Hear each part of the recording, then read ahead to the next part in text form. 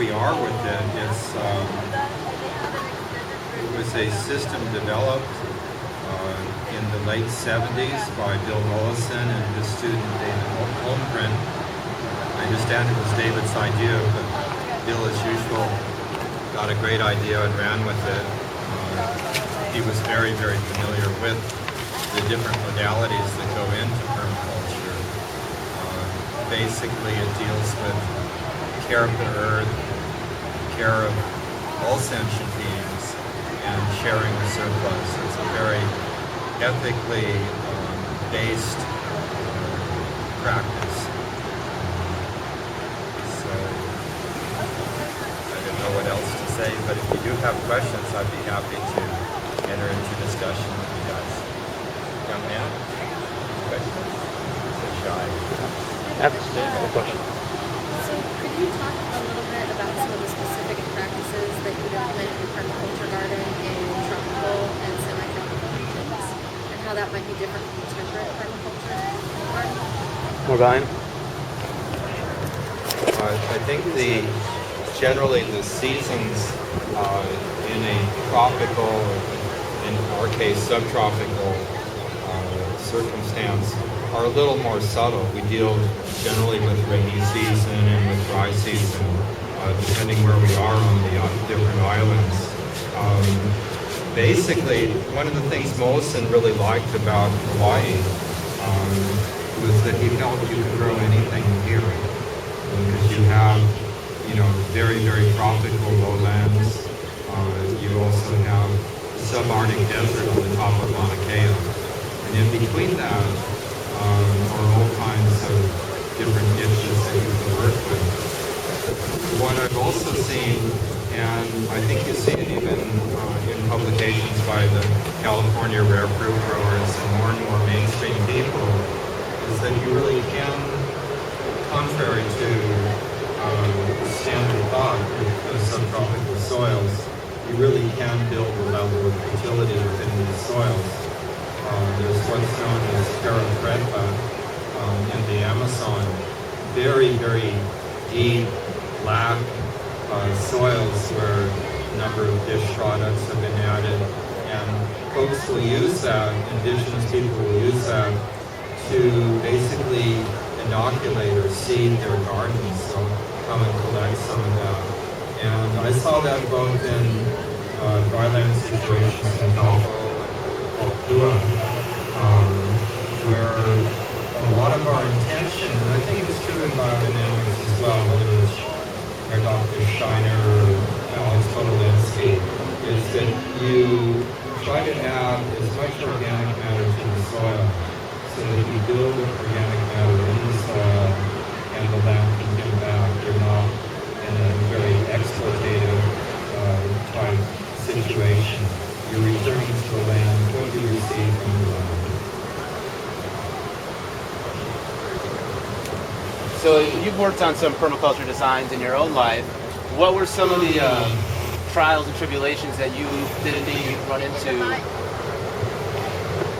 What kind of trials and tribulations did you run into that you probably people would not have to go through those steps to learn about? We make our own errors, and it really is trial and error. I think what I see sometimes is in doing design work for, let's say, very well-off clients who are used to getting what they want, that sometimes the best design I ever did was up off of Thompson Road, right next to Oprah. And right enough, within a few months of completing the design, which is something that I really received rather than something I cooked up, they had decided to put a horse corral in the middle of a mixed orchard. And it just pulled the heart out of the design. And I think one of the things that you really want to see, given that we have limited time for our endeavors, was really that there's a mutuality of trust and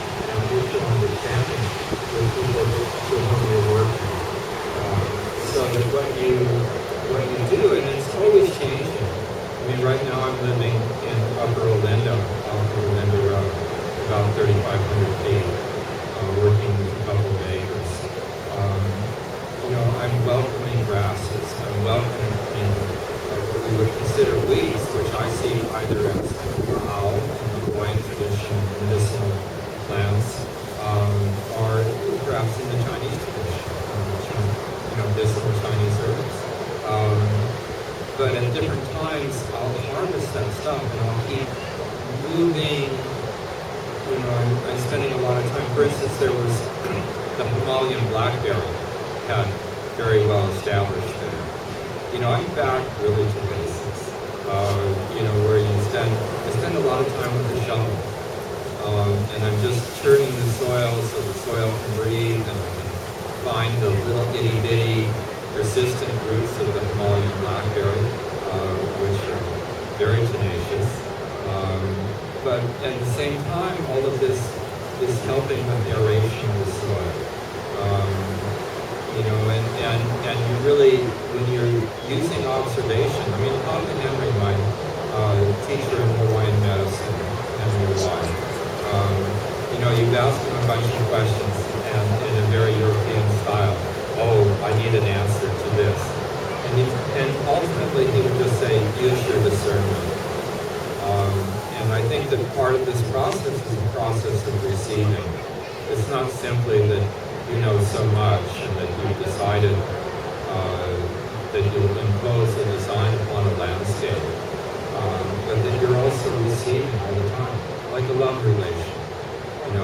That you're not imposing your will, but it's a mutuality.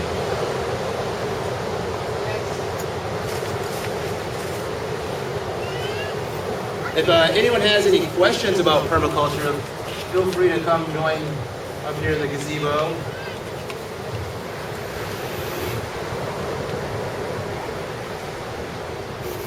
How big of a space would you?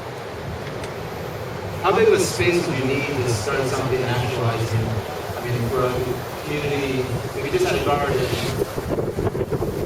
what else would you have to add to it to make it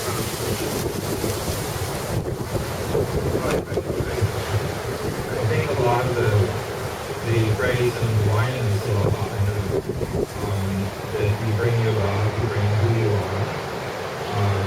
It's really helpful if you have an understanding or there are agreements, so that when you put your love into the land, that it really can be sustained, and it's not something that we're all an ephemeral presence on the earth, but sometimes you do something and you put heart and soul into it, and then you come back a year or two later and it's paved over. So I think it's really good to pick and choose and to try to help people who are moving forward and who embrace a sense of community. That, for instance, on Maui, a real issue is not only access to land, but access to water. You find that these resources, which are really public trust resources under the law in Hawaii, are actually in the hands of a few corporate entities. And it's very difficult to access this. All of East Maui, for instance, over 200 million gallons a day on average leaves the East Maui watershed to feed a water-hungry tropical grass grown on sand dunes in central Maui. So you want to look a little more deeply and try to build, how do you feed people? How do you take care of people? How do you give back to the Aina? There are as many questions as there are answers to this. Thank you.